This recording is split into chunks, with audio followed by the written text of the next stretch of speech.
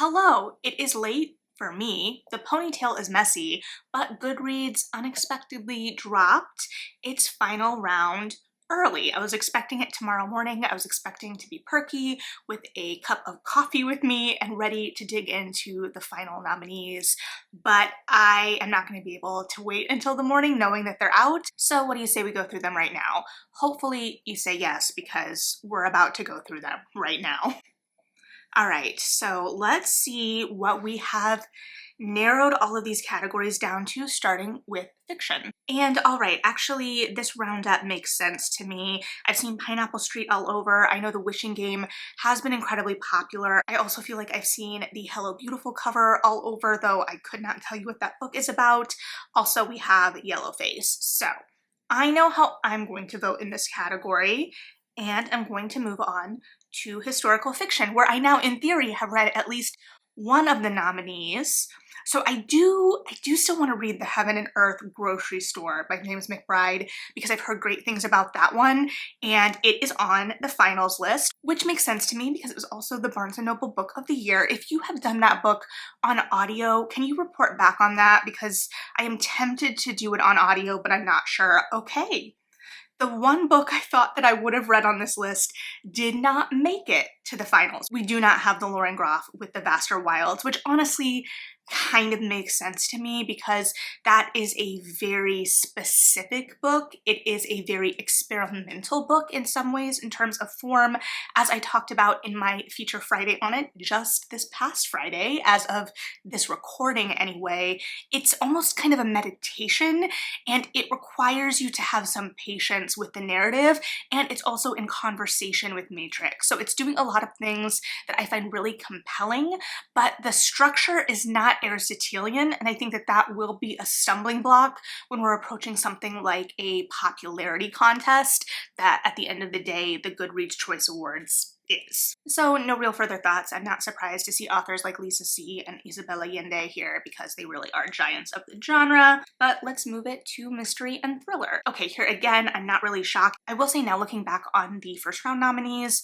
one book that I haven't read but was a little surprised not to see on that list was The Guest by Emma Cline, just because The Girls was such a big book, and I feel like there was a lot of buzz around The Guest this summer in relation to it being kind of a literary accessory in some circles and popular in some circles, but I digress. So of these books, I obviously voted, or not obviously, but I indicated to you that I had the intention of voting for I Have Some Questions for You by Rebecca Mackay in the first round, which I did. I followed through on that. However, I am very interested in S.A. Cosby's All the Sinners Bleed, and I did manage to get that on sale on Kobo since we last spoke about this. So I don't know if I can get that read before final voting, but I am tempted. I do not have a strong urge to read Bright Young Women by Jessica Knoll, though I am not surprised to see it here.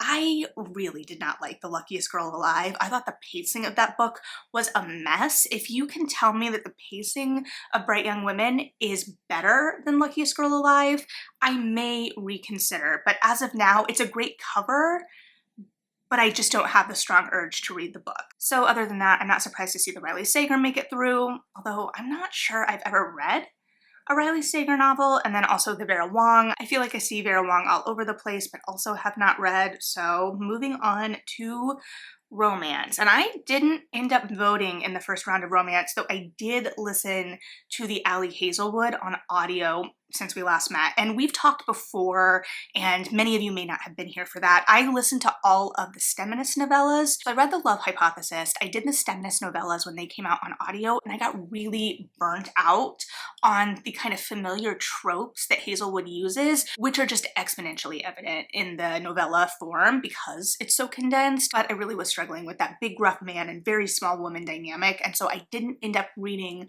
last year's novel. And so I did swing back to Love Theoretically after the first round of nominations came out. I was not surprised to see it there, and I still do enjoy Hazelwood's banter and the idea that they are generally set in academia, and so there is some comfort there. And I kind of struggle because I like tropes, right? There are certain tropes and story types that I find comforting and that I return to again and again. So I really had to do some kind of self-reflection in my response to Hazelwood, but I do think that the distance has kind of helped me approach it with fresh eyes. Apologies for anything that may have been going on in the audio at the beginning of this. I just realized my fan was still on. So was it ultimately pretty predictable? Sure, but I really did fly right through the audiobook. So definitely a contender for me. Granted, I haven't read a whole lot of these. Presumably I haven't looked further. Okay, not surprised that the Emily Henry Happy Place is here. Not my favorite in terms of kind of framing it as a romance. Are you kidding me? Romantic comedy made it through to the finals. This book that, okay, I may be overreacting here, but every conversation, every framing of this book I have seen shows an utter disregard and disrespect for romance and the craft of romance. And honestly, kind of looking back now, because as I mentioned before, saw Curtis Sittenfeld talking about this book with my romance book club at Printers Row Lit Fest this year. And I wanted to go to this discussion because I was interested in how this conversation was going to be framed. But if we contrast that with last year, when my romance book club at Printers Row Lit Fest saw Sarah McLean and Adriana Herrera in conversation, both of which should be in the nomination, should have at least made the first round of the romance category. I don't know.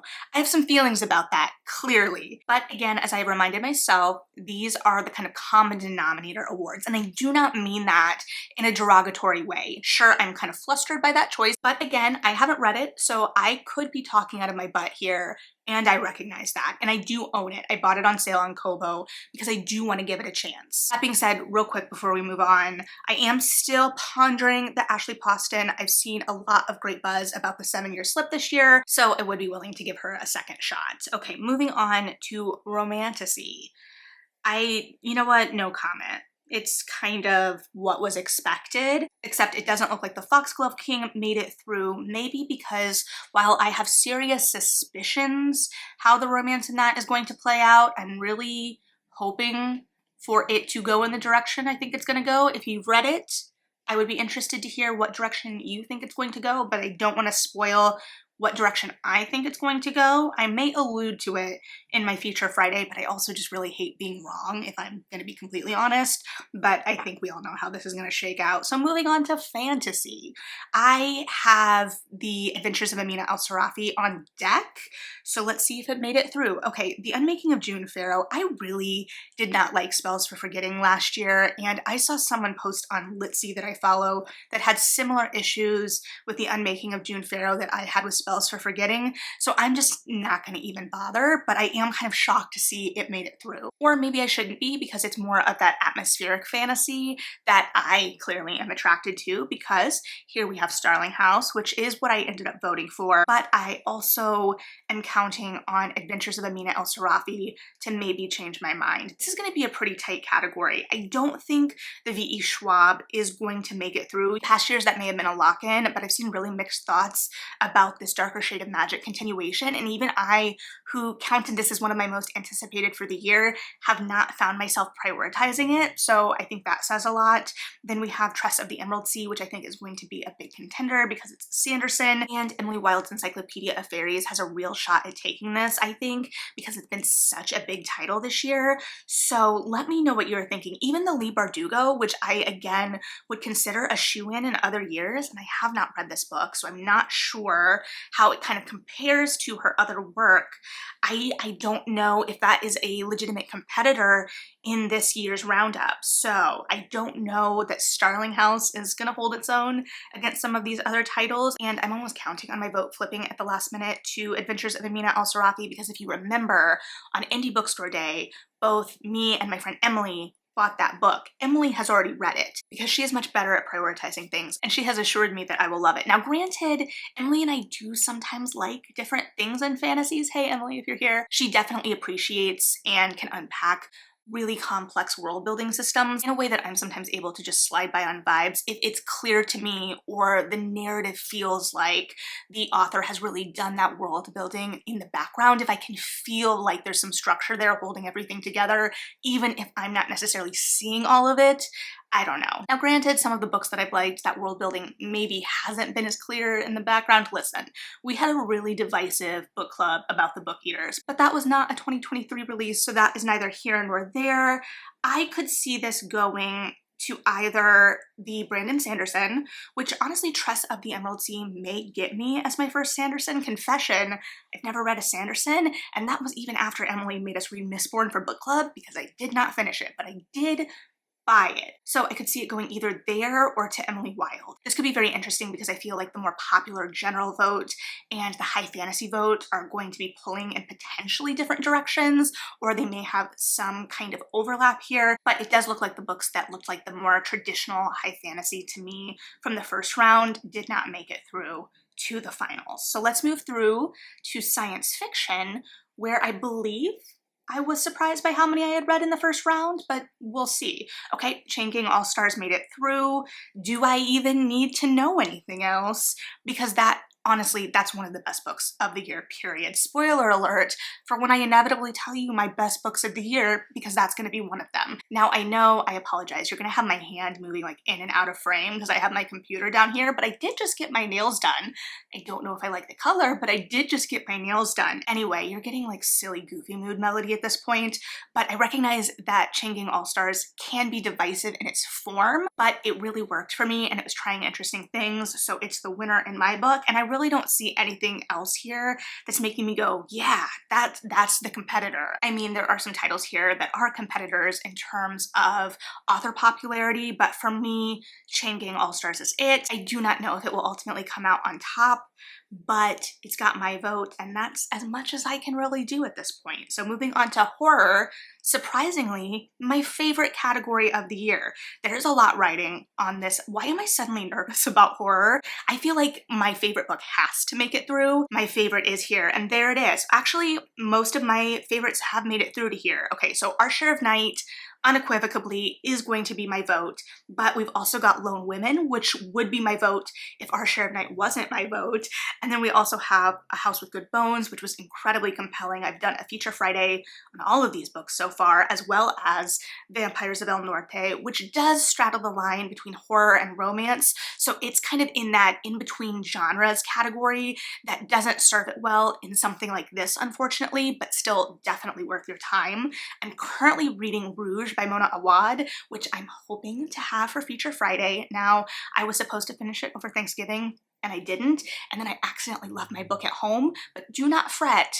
I broke down and bought the Kobo edition. So more thoughts to come on that. It's definitely interesting, but I do not think it is overtaking Our Share of Night at this point. And to be fair, back in February, I knew that it would be hard to overtake Our Share of Night. Because let's be honest, have I missed an opportunity to talk about Mariana Enriquez in the last, what, 3 or 4 years? Probably not. Oh, Silver Nitrate is here too, which I'm honestly kind of surprised by, because while you know I am a Silvia Moreno Garcia girl, this is not my favorite. So all that being said, horror really pulled through in the finals. Honestly, if anything saves the awards this year for me, it is horror. So if you haven't read some of these books, definitely check them out. And then we are moving on to Best Young Adult Fantasy and Science Fiction. I don't think it's going to be too much of a surprise here when, again, I see Divine Rivals. I am not super surprised by the nominees here, what made it through, because what I'm seeing is generally books that are from a big author or part of a big series. We've got the new Stephanie Garber. We've got The Stolen Heir by Holly Black, which follows up the Cruel Prince series. We've got the new Chloe Gong. A Study in Drowning made it through, which is great, because if Divine Rivals wasn't my vote, it would be A Study in Drowning. So honestly, the fact that I almost think that Divine Rivals is a sure thing here is a real testament, because this is a category that has historically really gone to the next installment in the big series. So personally, I will be shocked if Divine Rivals doesn't get it, but you let me know what you're thinking as we move along to young adult fiction. And okay, the Davenports made it through, great. And so did Warrior Girl on Earth, which I have not read yet, but I'm very interested in. And the Talia Hibbert made it through. And Checkmate by Ali Hazelwood. Not really surprising to see the Hazelwood make it through here too. But I honestly do not know what this is going to go to. I know the American Royal series, which I've only read the first one of, has been very popular. We've got the Karen McManus, which I have been totally just out of the loop on, but I know is incredibly popular within young adult fiction. We've got the new Becky Albertelli. So to my people who have more of a pulse on young adult fiction right now and what people are loving, because I know what I'm loving, but I don't know if that's translating more broadly, let me know what you think is going to win. I would love to see it go to either the Davenports, Highly Suspicious and Unfairly Cute, or Warrior Girl Unearthed. Granted, I have not read Warrior Girl Unearthed yet, but it looks great. And I know her first book, which I also still need to read, was incredibly well received across the spectrum. So there's still some hope there as we move to debut novel. I feel like some of the debut novels have been or were filtered out from other categories. That's just my anecdotal observation without any proof. So let's see here. Right off the bat, that was kind of proven a lie. Actually, let me look at opening round. Can we look at opening round? No? Can we not look at opening round? Okay. Apparently I'm not. You know what? I have a video somewhere. Hold please. Okay, I did a quick cursory assessment because I didn't want to leave you too long. Changing All-Stars did not make it through with debut novel, which means for me personally, it's even more important that it is a series contender in science fiction. Here we do have a lot of the big books that are in other categories, so again, a liar right off the bat. I am kind of interested to see the Bandit Queens here. Maybe I will need to go back and try that again. I was just having trouble with the characters at the beginning and caring, even though I knew it was a satire. Don't worry, I knew, but still. So actually, I am realizing that usually debut novel is a category that I have read a lot in, and I have not read any of these books. So I am just out of the loop this year, apparently. Let's move on to nonfiction, I guess. But let me know if you have firm opinions in that category. Okay, best nonfiction, we have Poverty by America, How Far the Light Reaches, which I started on audio. Honor Best Behavior made it through, and I do have a confession. I realized I never actually finished that book. It was due back at the library before I could finish it. I have it on hold. I've had it on hold since I had to return it, by which I mean Libby automatically returned it. So oops about that, because I guess the bit I did listen to made a very strong impression on me. Doppelganger I do still want to listen to, I say, because let's be real, I will probably listen to it. I feel like Poverty by America is probably the most important book with a capital I of what I know on this list, but it's also very short, which honestly may be the more accessible format. I definitely need to revisit that book, but I do recommend it. And then moving on to memoir and autobiography, the category that has been on my mind all year. Who will ultimately come out on top in this category? Let's see what we've weaned it down to here. Okay, we've got the Jill Duggar book, which means that only one of the Duggar girls made it through. Is this the one? One of you had a very strong opinion about which one should make it through. Let me just double check if this is the correct Duggar title. It is. So whoever commented that on the opening round, let me know how you're feeling right now. Okay, so we got that. And then of course we have Page Boy and Spare and the Britney Spears book. I still really do think it's going to come between Spare and the Britney Spears book. This is where it's going to be very, very interesting to see how many votes go to each title. So what do you think is ultimately going to get it in this category? Who do you think is going to come out on top? Britney Spears, to what I saw, broke the record that was just set with Spare. However, I have seen buzz that Spare is better written than Britney Spears' book. So I don't know, it really could go either way, I think. And then history and biography, we of course are gonna see the David Gran here. Hey look, there's the David Gran. Pathogenesis made it through. A Fever in the Heartland, I actually do want to swing back and read after learning more about that book. Are you kidding me? The Bill O'Reilly made it through. You know what, moving on. Humor, let's have some humor. Okay. Quietly Hostile made it through, great. And Sure I'll Join Your Cult, which I do still want to read as well, made it through. Those are some of the ones I'm most interested in. I am also interested in the Amber Ruffin, Lacey Lamar book because I did enjoy the first one and I just really love Amber Ruffin, but I have not listened to that yet. I do say listen, well I say listen for a lot of them, like it's some novel thing, but they read the audiobook. And if you've never heard me go on this soapbox before, if you are not an audiobook person and you are interested in audiobooks, I think audiobooks by comics are the way to start because of the tone when they're read, and they're just a lot of fun. Okay, wait, that was the end. That was the end. All right, so I obviously sped right through history and biography. You know what, let's go back to history for a second. Now that I have, well, I'm not calmed down. I'm still annoyed, but there's so many other good books here. It's fine. I can't think of anything I want less than hearing Bill O'Reilly tell me about the Salem witch trials. Anyway, A Fever in the Heartland looks really interesting. And I also have Black AF History on hold for the audio from the library. I don't know if that's the best way to do it though. I'll circle back when it comes in and see what I think there. And the Elon Musk book is another book that I will absolutely not be reading. Valiant Women looks interesting though. I realize I am definitely thinking about it as a source for a specific play. Wrens, if you're interested, though I don't know if this book is focused on America or England. So with that, it's late. I need to shut up, but let me know what you're thinking, what you're feeling about these finals. I'm ultimately not really surprised. Let me know if you're surprised. Let me know if there are any glaring omissions that you're bummed by. Clearly, I am only able to comprehend what is in front of my face at this moment. I wish I could compare it with the full opening round, but I feel like a lot of the books I've had on my radar